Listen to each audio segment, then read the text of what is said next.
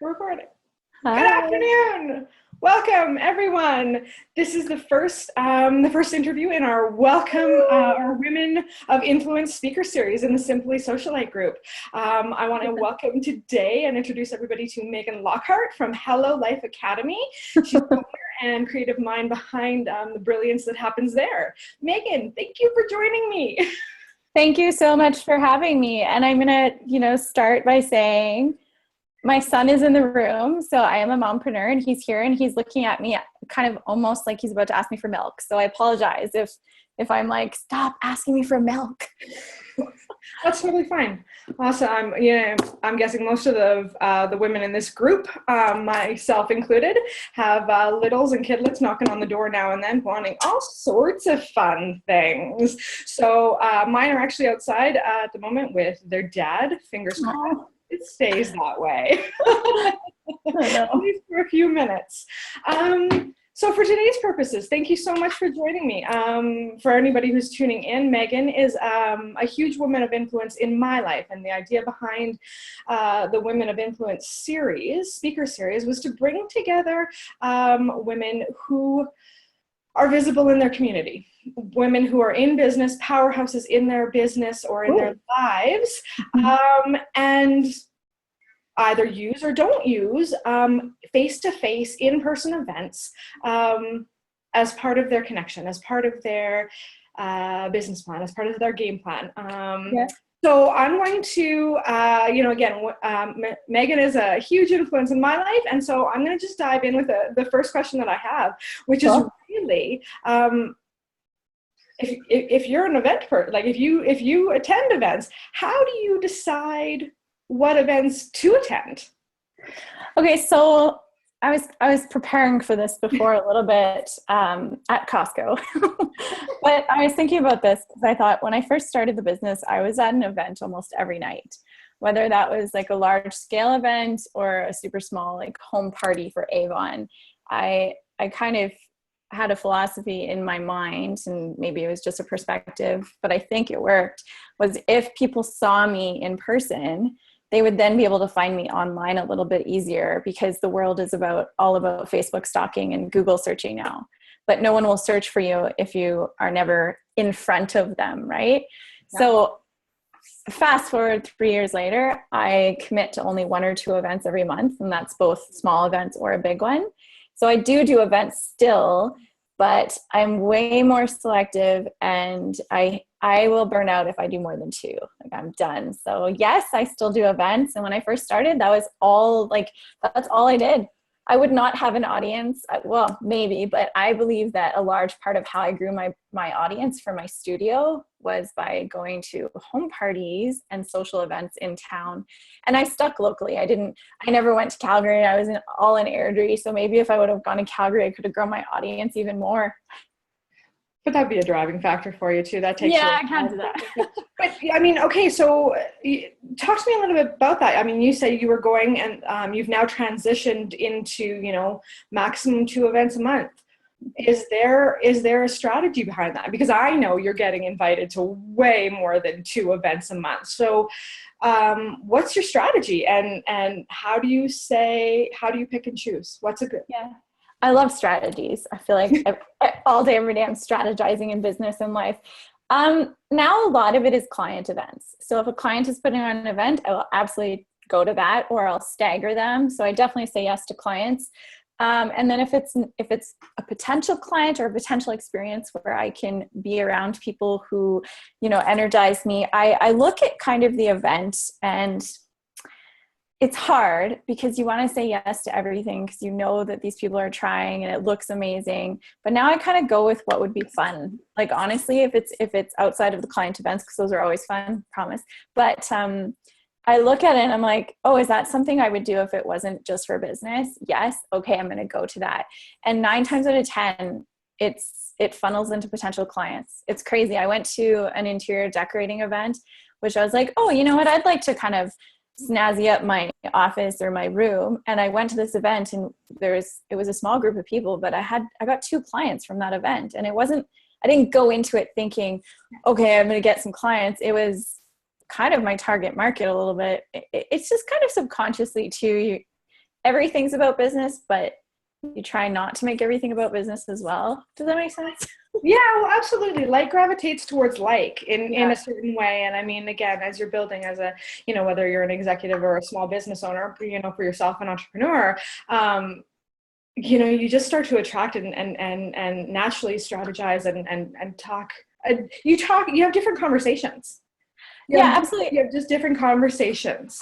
And I will say, so let's say I'm opening up the doors to the Academy in September again, because we are, but I will look at August and I will try to go to 2 events that are going to have women who I would potentially see as Academy members. So that's where, like, in between my launches, I do know when I'm opening the cart and when I'm closing the cart. So during that period, I will go to the events that I know numbers are a little bit higher, my target market's there, and it's fun as well. So definitely fun. If it's not going to be fun, I'm not going. Like, I'm not really into those like scary, I don't want to be locked in a room. I haven't even tried that, but it's people are like, you should come. I'm like, no way, I'm not doing that. So much fun. So much fun. Actually, it is so much fun. I did my first one a couple of months ago, and I was a little hesitant, but I actually, I did it with a very diverse group of people, like, thought process wise, and it was so much fun. Yeah. Sounds so scary. So scary to me. It makes me think of that movie. I don't know why in the world it makes me think of that movie Saw. You know the movie, the horror movie? I'm like, I don't want to be in a... I don't do horror movies. I'm terrible. Anybody who knows me, I'm terrible at horror. I can't. I'm like, see, I'm waiting for someone to throw an epic horror movie event. I love horror movies. I would sit and watch Freddy Krueger movies all day, every day if I could. Well, it will not be me. Okay. I'll have to somebody, but it will not be me. I cannot wrap my head around horror. You can totally. My brain doesn't separate reality from fun on TV. Like I have, it just doesn't separate it. So yeah, that would be hard. Yeah, maybe it's not for you. But if anybody's watching this and those locked rooms totally remind me of that movie Saw, and I think, why would I do that? That sounds crazy. Yikes. Well, we'll give it a go sometime. Yeah, maybe I don't know. So, tell me how, big question. Big how question. Do you go to events? How do I say no? It's so hard. What would make you say no? Well, this is going to sound kind of crazy, but often I will forward those invites to my assistant. So we'll have a conversation and I'll say, no, my plate is full. Or she'll say, like, she will kind of guide too. She'll say, you should probably go to this event. And I'll say, okay, let's do this. But if it's a solid no, like if I'm looking at the event, I'm like, okay, well, it falls on a Thursday, and the Friday after I have my daughter's something, and Saturday I'm leaving for Mexico. I will look at my month and I will say, can I really do that? Probably not. Or is it fun? It's not my style. I'm going to say no. And I will get Condi. Yeah. It's not personal. That's the thing. It's really not personal. It's just that, like, I want to go to everyone's events, but you can't physically, emotionally, or spiritually. Like, you just can't go to everything because then your energy gets drained a little bit too. So I look at it, and if there's no questions in my mind that I can go, I will say yes. But often it's, another thing I say too is, you know what, keep me in the loop for the next one, and I will buy a ticket, or I'll buy a ticket for my team, or some way I will support that entrepreneur with their event or at their, charity thing or whatever it is. So. Okay. No, that makes sense. Yeah, because that's always a big one. It's like, why are people saying no to my event? Whether it be mine or whether it be, a business owner and a launch or something like that. We want the most influential, we want the most positive, we want our biggest supporters there. And sometimes we have to just understand that it's not personal when we invite somebody and they say no. So thanks so much for bringing that one up. I myself have to remember that time and time again. It's hard.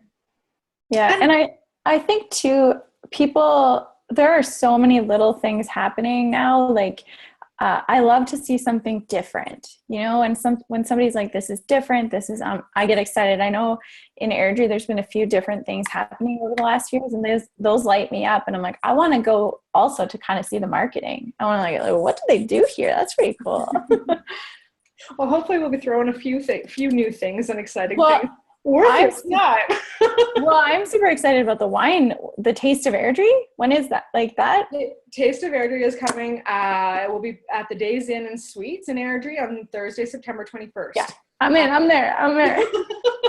Wine, food, Airdrie's best, and there are some big powerhouse restaurants, and liquor vendors there. So while I'll be working that evening, I will certainly be keeping an eye on some of the cocktails and all of that being made, so I can recreate those at home afterwards. Yeah, and that's the thing that like I've personally been kind of waiting for in Airdrie, is like this great event that's social and brings all the great places together. So I'm super excited. I saw it in Airdrie Life, and I was like, oh, this looks awesome. And then you were telling like, this is perfect. I'm in. Awesome. I love it. So, I mean, again, anybody who's watching this, Thursday, September 21st, mark your calendar. I'm really excited for this. And we'll have people, again, this is one event that someone like Megan Lockhart is saying yes to.